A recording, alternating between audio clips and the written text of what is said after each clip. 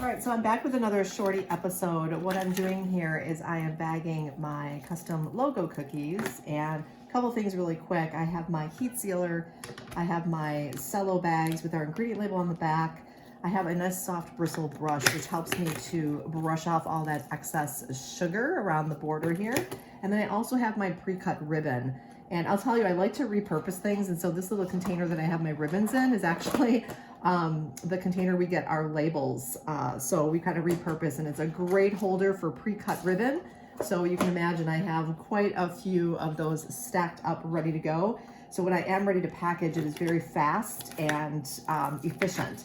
So how I package our logo cookies is I don't open the bag entirely. I just slip it in so that the creases are on the back of the cookie. And we are heat sealing our cookies. Whether they are being picked up or shipped, it actually just keeps those cookies locked in really nicely for freshness, because even for a special event, we don't want to assume that whomever is going to be enjoying these cookies are going to be consuming them right away. So just in case they decide to take it home and enjoy it later, you can see they're heat sealed, they're tied with a beautiful ribbon. This one happens not to have a tag, but oftentimes we will add a custom personalized tag.